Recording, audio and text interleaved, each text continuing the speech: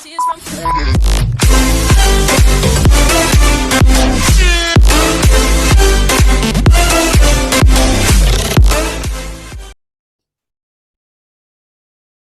Sobat Kecamatan dimanapun berada, senang berjumpa kembali di channel TFM Murai Batu, channel yang konsisten membahas seputar cara beternak murai batu dan arena lomba.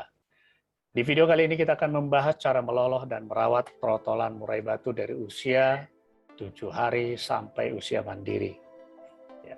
Tujuan dari video ini adalah ingin memberikan pengalaman maupun informasi kepada teman-teman kecamatan yang masih pemula dalam beternak murai batu ya. Yang tidak jarang karena kurang pengalaman, sehingga banyak anakan murai batu yang diloloh sendiri mengalami sakit dan berujung kepada kematian. Nah, untuk menghindari hal ini, kita bisa tonton video ini sebagai bahan referensi untuk menghindari hal tersebut ya. Nah, kita langsung saja, hal apa saja yang bisa kita persiapkan dalam mencoba meloloh trotolan murai batu. Yang pertama sudah pasti kita bisa mempersiapkan kandang. Kandang ini bisa diberikan dengan lampu hangat, lampu pijar 5 watt ya. Ini tujuannya untuk menjaga suhu dalam kandang tetap stabil. Yang kedua, kita bisa mempersiapkan pakan. Pakan ini bisa diracik sendiri ataupun pakan instan atau yang sudah jadi. Katakanlah kita dalam video ini akan membahas pakan instan yang sudah jadi. Pakan instan ini ada banyak dijual di toko-toko burung ataupun di online shop. Nah, selain pakannya sendiri, kita juga bisa mempersiapkan vitamin maupun larutan pencegah bakteri seperti Vitacik ya. Nah, setelah semuanya itu kita persiapkan juga wadah pakannya ya, wadah pakan lolohannya. Kemudian ada sumpit atau pinset ataupun tusuk lidi ya. Nah, kita langsung saja setelah kita mempersiapkan semua peralatannya, kita langsung masuk ke cara meloloh. Ya, katakanlah kita menggunakan salah satu merek fur lolohan AMS ya. Di kemasan fur AMS ini sudah tercantum semua cara penggunaan fur ini untuk meloloh trotolan. Ya, biasanya kita bisa gunakan dengan cara taburkan fur AMS ini ke dalam wadah pakan yang sudah kita siapkan, kemudian kita bisa berikan air hangat sekitar 75 derajat. Nah, ketika air ini sudah diberikan, ini fur AMS ini akan dari butiran-butiran fur keras berubah menjadi fur lembek ya. Karena ini fur yang empuk bisa akan segera diberikan ke trotolan. Kita bisa tunggu 5-10 menit sehingga air hangat tadi berubah menjadi air yang lebih dingin sehingga nyaman ketika kita meloloh pada trotolan. Untuk di usia 7 hari sampai 13 hari ada petunjuknya ya. Kita bisa berikan setiap kali meloloh 1-2 butir setiap 1 jam ya. Nah, ini bisa meningkat setelah hari tambah hari ke-8, ke-9, ke-10 ya. Nah, cara melolohnya ya kita bisa arahkan wadah pakan ini beserta sendok lolohan ini ke arah paruh burung ya. Ini kita bisa berikan setiap 1 jam sekali ya. Kita bisa berikan 1-2 butir. Nah, ketika kita biasanya meloloh itu trotolan ini akan mengeluarkan kotoran.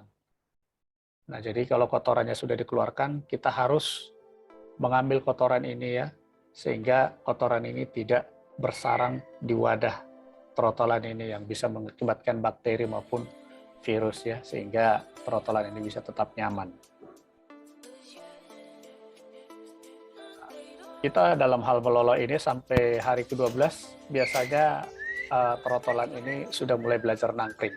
Nah, di sini hal yang terpenting ya, sebisa mungkin ketika mempersiapkan kandang di awal tadi, persiapkan tangkringnya ini tidak jauh dari ketinggian karpet ya. Jadi supaya dia ketika belajar nangkring tidak terlalu jauh naik turun karpet dan tangkringan ya.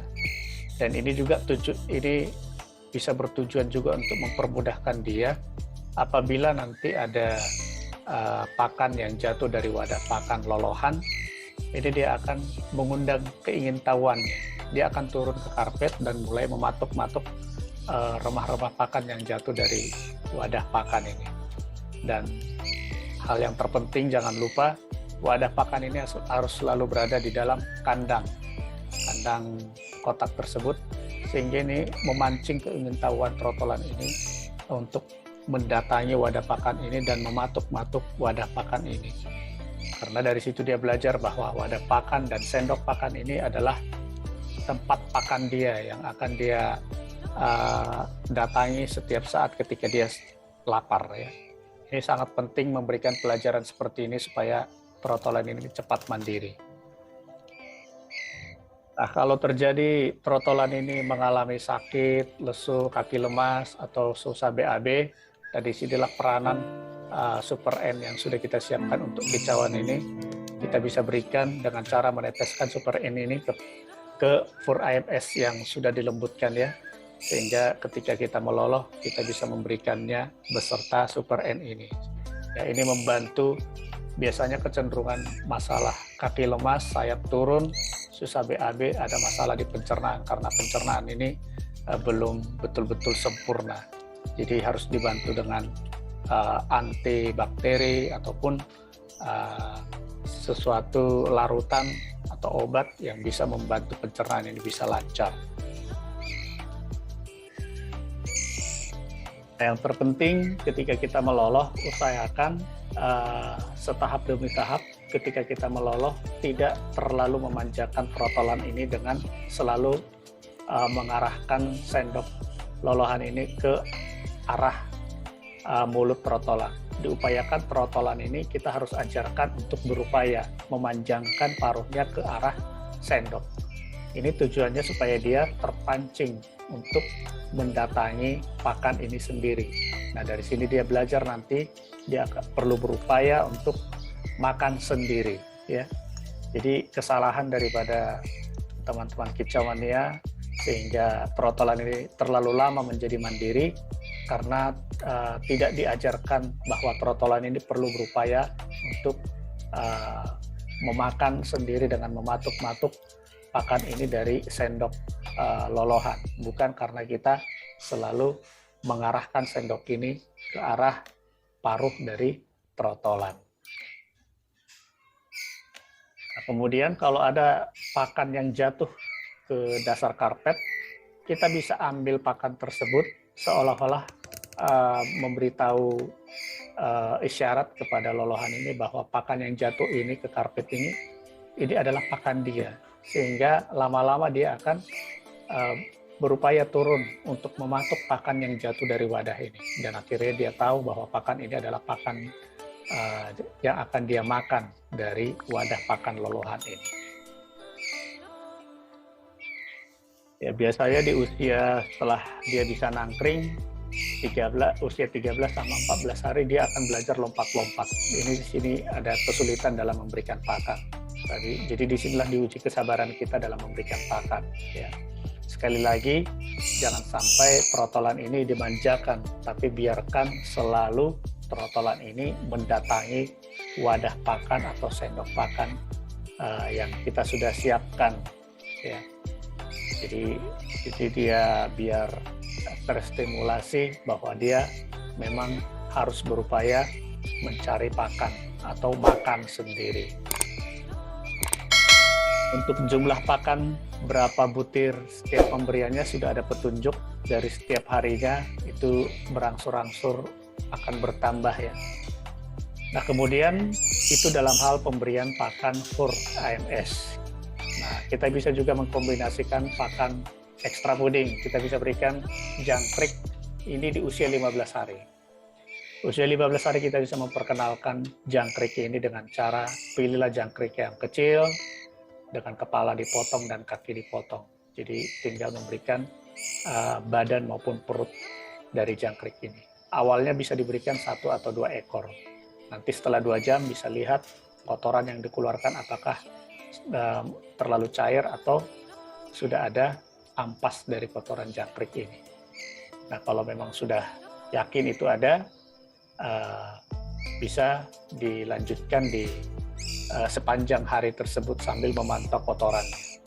Nah, namun yang terpenting jangkrik ini, extra fooding ini, baik jangkrik ataupun ulat Hongkong ini bisa terlebih dahulu dicelupkan di larutan Vitacik ya. Ini tujuannya mematikan bakteri yang ada di tubuh jangkrik maupun ulat Hongkong atau extra fooding yang akan diberikan kepada trotolan ya.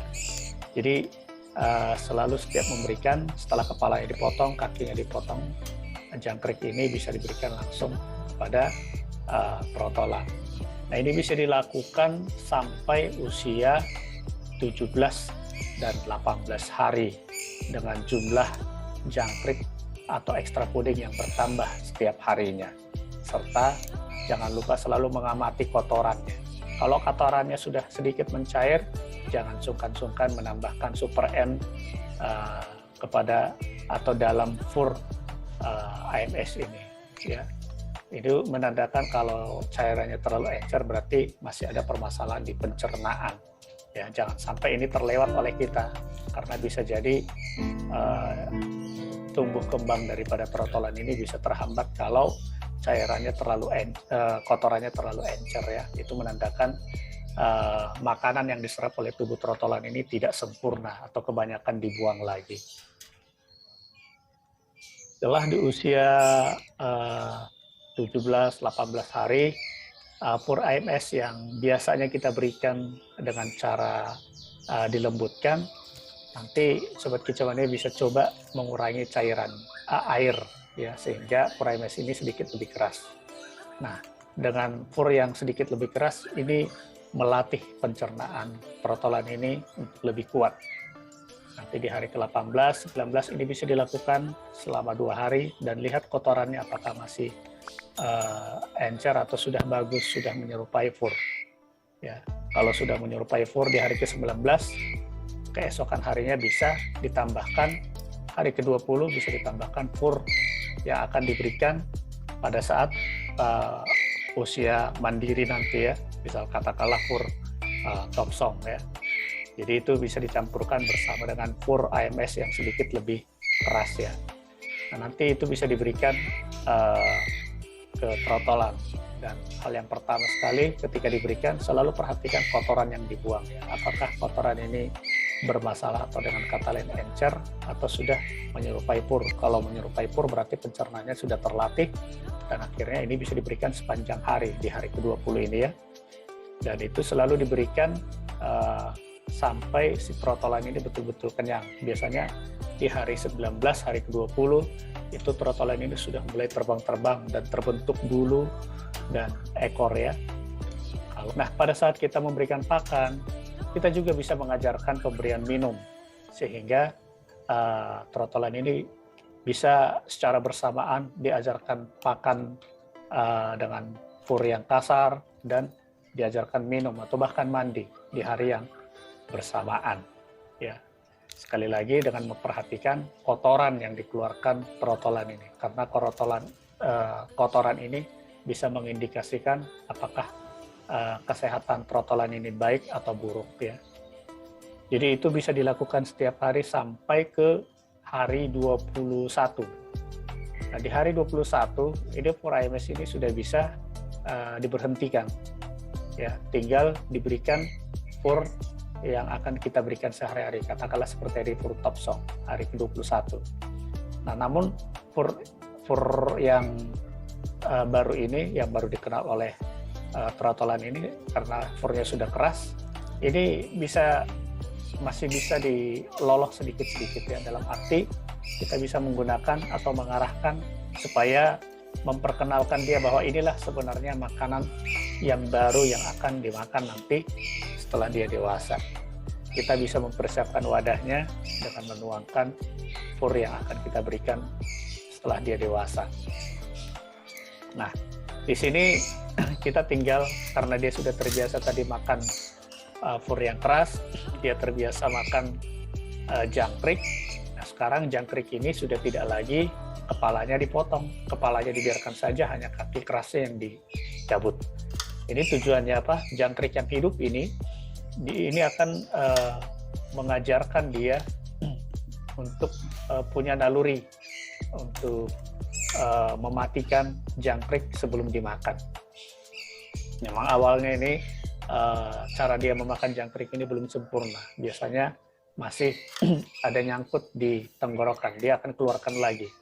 Ya, jangan heran dan jangan takut bahwa itu akan melukai tenggorokannya. Tidak. Secara naluri, murai batu atau makhluk hidup itu sudah dirancang bagaimana makan, minum, berenang, ataupun terbang ya. Jadi dia akan mengeluarkan dan dia akan pacok-pacok lagi. Dan dari situ dengan jangkrik yang hidup, dia akan lebih cepat belajar mandiri, memakan ekstra puding yang hidup ya.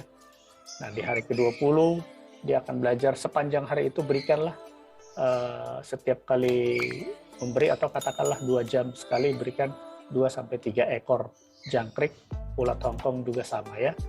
Nah setelah itu dia bisa perhatikan lagi kotorannya. Setelah dia memakan ekstra puding yang hidup, apakah akan mempengaruhi? Kalau tetap masih kondisi bagus, teruskan sampai di hari ke-22.